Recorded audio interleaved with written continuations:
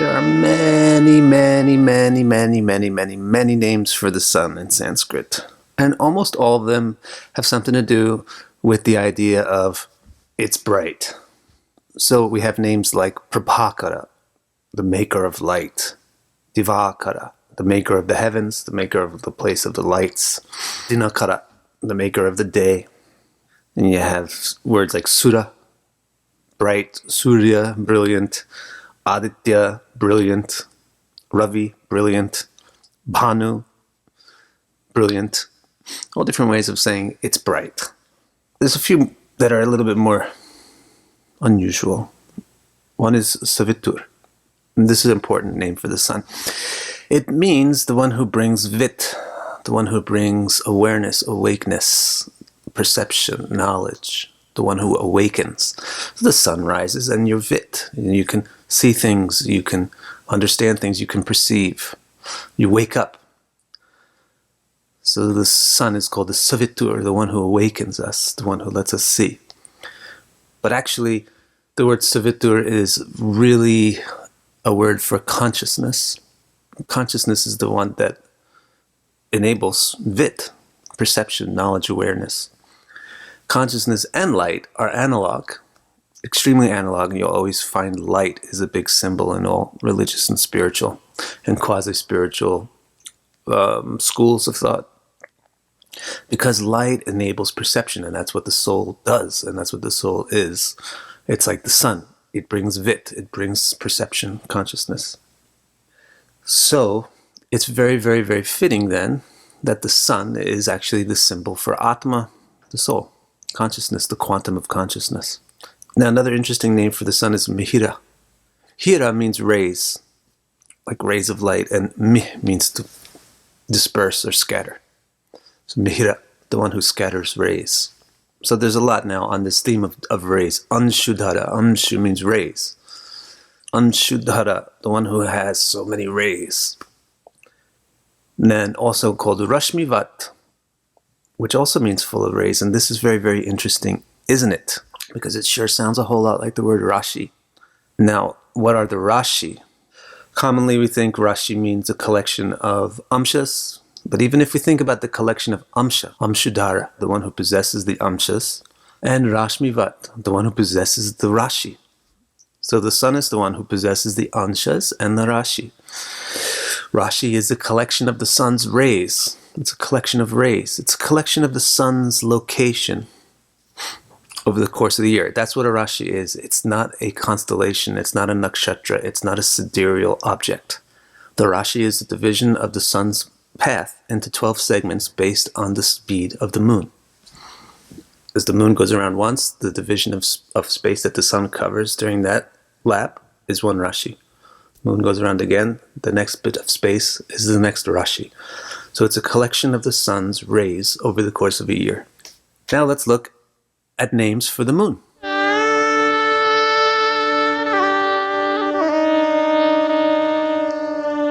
My favorite name for the moon is Shashanka. Shashanka means has the mark of a shashi, has the mark of a rabbit. Because when I was a kid, I always didn't like the idea that there was a man in the moon. I thought that was kind of weird, especially since it's just his head. Kind of felt like Rahu or something.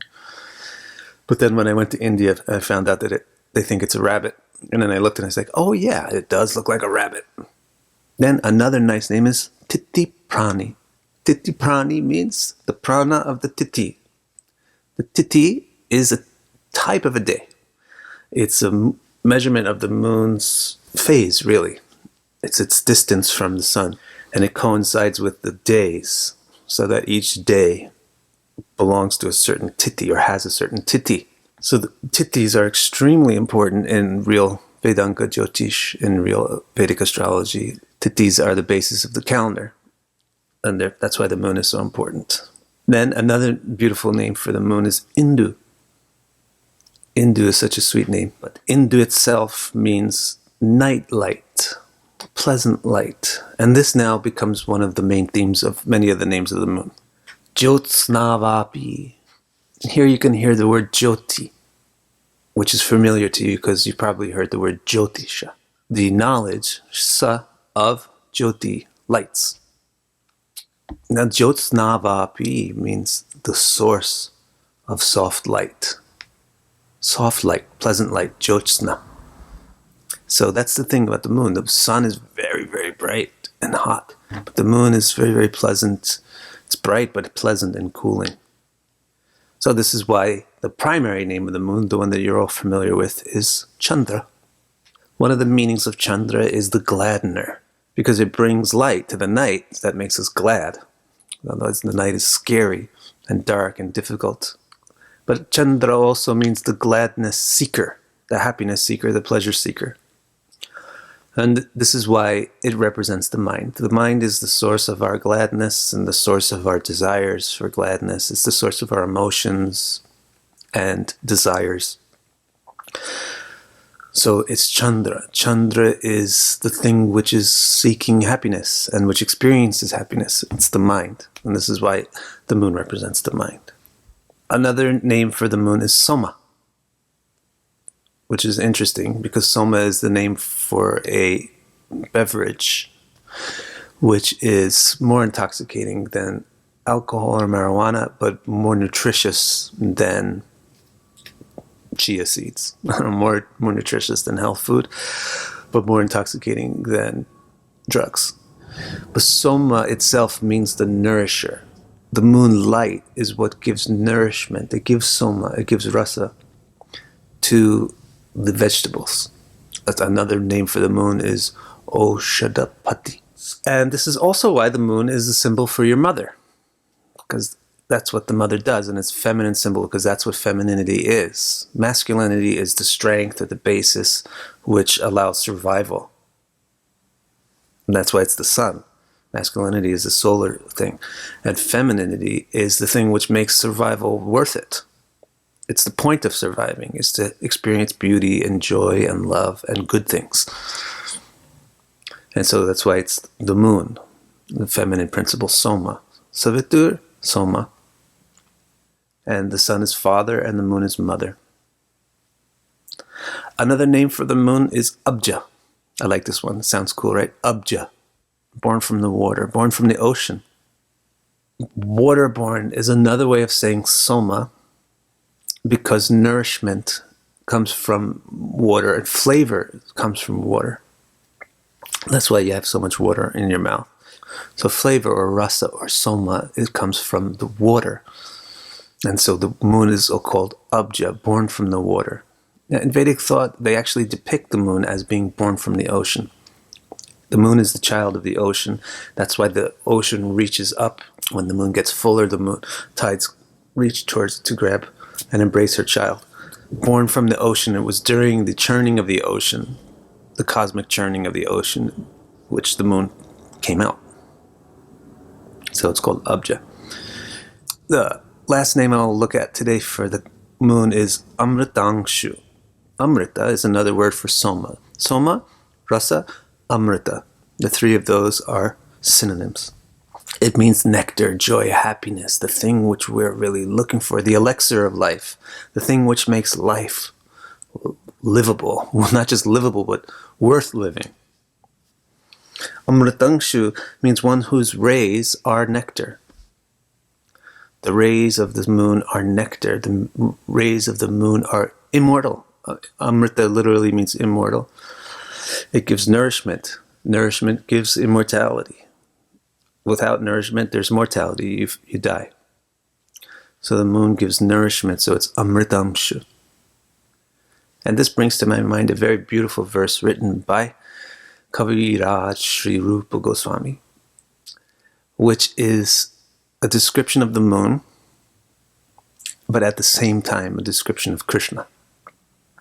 The verse goes like this: Akila rasamrata murtihi prasrimara ruchirudha tarakapali kalita shama lalita radha prayana vidhu jayati. Akila rasamrata murti is another name for the moon. The holder, the personification of all the rasa, all the joy, all the happiness. That's the mind. The holder of all the happiness and joy. The ruchi, the beautiful shine of the moon is spreading prasrimara, ruddha, and it's conquering Tarakapali, the hosts of stars. Kalita Shama Lalita, and it enchants Kalita, the Shama Lalita, the dark romantic night. The moon is the enchanter of the romantic night. It's a very romantic figure. The moon is the time of romance. That's night. Daytime is not really known as the time of romance. It's the time of work, the sun. But the moon comes out and it's a romantic time, the night. And then Kalita Shama Lalito Radha Prayan Vidhu. Vidhu is another name for the moon. Because it means something which fluctuates. And it means something which is unparalleled. So the moon in the night sky is unparalleled. That's why it conquers the stars. And it also fluctuates though. Even though it's unparalleled, it fluctuates, it changes its size. So it's called Vidhu. And the moon is Radha Preya. Its favorite nakshatra is Anuradha, or likes the nakshatra Anuradha, according to Sri Rupa Goswami. Radha Preyan Vidureti. It loves love. That's what is really being said here. The moon, what delights the mind the most is love. So there you go. There's your Sanskrit lesson for the names of the sun and the moon. It really showed a few interesting things. What the moon really represents, what the sun really represents, and you even learned why the Rashis are not sidereal. Thanks.